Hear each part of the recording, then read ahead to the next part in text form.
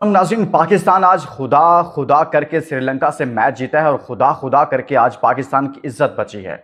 वरना सलमान अली आगा, साइम अयूब, मोहम्मद हारिस, इन लोगों ने कोई कसर नहीं छोड़ी थी पाकिस्तान को जलील और रुस्वा करवाने में। लेकिन आज दाद देनी पड़ेगी कि आज जिस तरह से हुसैन तलत ने और मोहम्मद नवाज ने पाकिस्तान को बचाया मुश्किल वक्त में, मैं पूरा पोस्टमार्टम करूंगा इस जीत पर क्या सेलिब्रेट करें। मैं सिर्फ एक बात करना चाहता हूं कि इस टीम के अंदर कप्तान सलमान अली आगा अपनी ही टीम पर बोझ बने हुए हैं और साइम अयूब इस वक्त इसी टीम पर बोझ बने हुए हैं। कब तक पाकिस्तान इनका बोझ उठाकर इनको साथ लेकर चलेगा?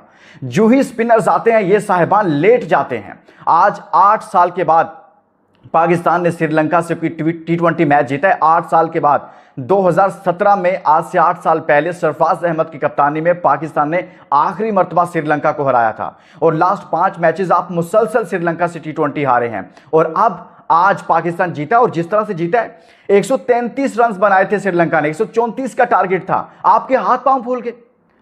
कोई एक जुमला मैं चाहूंगा कि आप लोग भी सलमान अली आगा साहब के लिए बोलिए, साइम अयूब से मुतल्लिक कुछ कहिए और साथ में दोस्तों जो नए दोस्त आए हैं उनको वेलकम कहते हैं और आपका शुक्रिया। जहां जहां से आप वीडियोस देखते हैं अपने शहरों के नाम लिखा करें। हमारे परदेसी भाई बहुत बड़ी तादाद में मुख्तलिफ ममालिक से देखते हैं। लेकिन मैं आपके सामने जो बात करना चाहता हूं इस मैच की एक एक पॉइंट पर बात करूंगा। ये सलमान अली आगा साहब क्या करते हैं? आप इंटरनेशनल प्लेयर हैं, आपको स्पिनर्स को खेलना नहीं आता। जो ही स्पिनर्स आते हैं आपके हाथ पांव फूल जाते हैं। ओमान जैसी टीम के खिलाफ इस टूर्नामेंट में आप 0 पर आउट हुए हैं। आपकी अपनी परफॉर्मेंस क्या है? टीम की परफॉर्मेंस को छोड़ें, आप कैप्टन हैं। ना आपको 5वें नंबर पर खेलना आता है, ना आपको चौथे नंबर पर बैटिंग करना आती है। आते हैं मुंह को ऐसे, ये क्या करते हैं आप आकर? आपने यहां पर आकर खड़े होना था, आप सिंगल के साथ खेलते तो आप मैच जीत जाते। लेकिन जो ही स्पिनर्स आए और आपका धड़न तख्ता हो गया। आपको समझ नहीं आई कि आपने करना क्या है, आपके हाथ पांव फूल जाते हैं। यार किसने इसको कैप्टन बना दिया हुआ है? मेरी समझ से बाहर है। कोई पाकिस्तान में आकर समझा दे कि इस बंदे को किस वजह से कैप्टन बनाया गया हुआ है। इसका अपना स्ट्राइक रेट 111, 12, 13 का रहता है और इतनी गंदी क्रिकेट खेलता है। आप इतनी लंबी क्रिकेट खेले हो, आपको स्पिनर्स को खेलना नहीं आता? कौन सा प्लेयर है पाकिस्तान टीम के अंदर मासवाए हुसैन तलत और नवाज के अलावा के कोई स्पिनर्स को सही तरह से खेल पा रहा हो? हाथ पांव कांपना शुरू हो जाते हैं, जैसे कोई तोप में गोली रखकर आपकी तरफ और बॉल रखकर आपकी तरफ चला रहा है और आप उससे बचना चाह रहे हैं। साइम अयूब को चेक करें, ओ भाई 0 पर आउट, 0 पर आउट, 0 पर आउट। आज 0 तो नहीं किया, लेकिन आपने किया क्या है? जो ही स्पिनर आया है आप आउट हो गए हैं, बोल्ड हो गए, क्लीन बोल्ड। साइम अयूब साहब, कभी आपकी नो लुक रूम शॉट हमें मरवा जाती है और कभी आप स्पिनर्स के खिलाफ इस तरह से खेलते हैं कि जैसे आपने पहली बार बैट पकड़ा है। स्पिनर्स के खिलाफ हमारे बैटर्स ऐसे मैदान में उतरते हैं जैसे पहली बार बैट पकड़ा है। बैट पकड़ना इनको आता ही नहीं है, खेलना इनको आता ही नहीं है।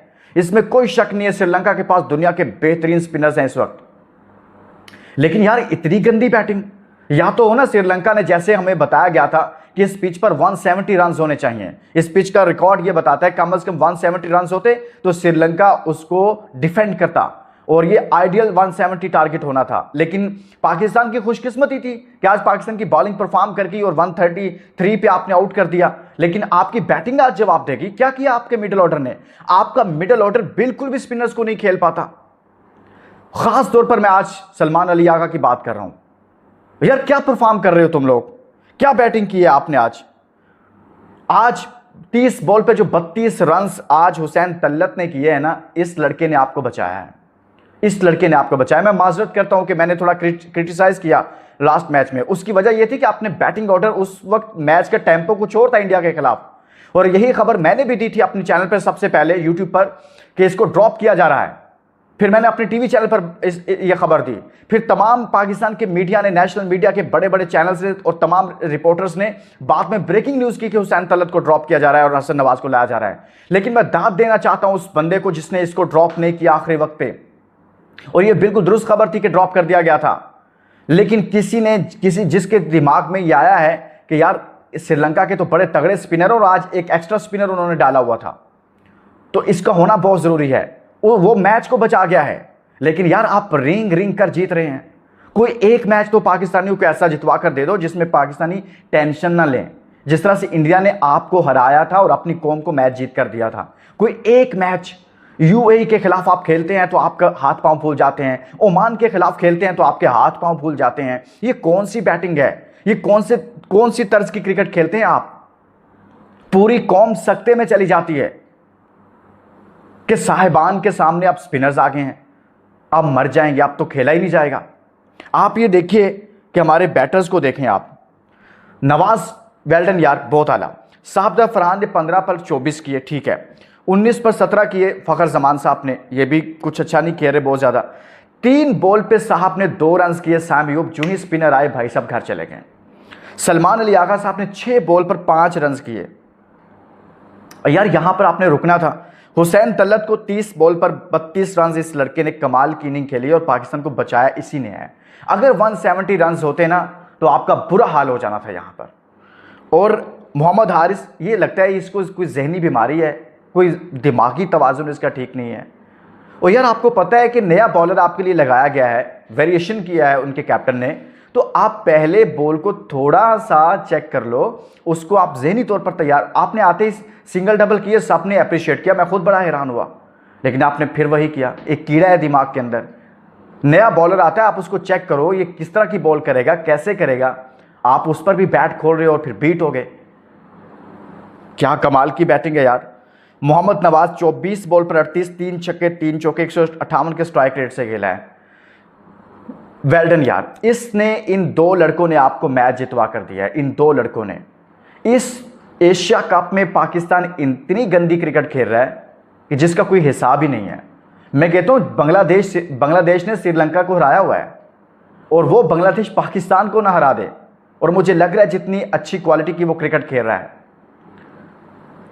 आज आप बच गए हैं, कल की आप फिक्र करें, कल क्या होगा।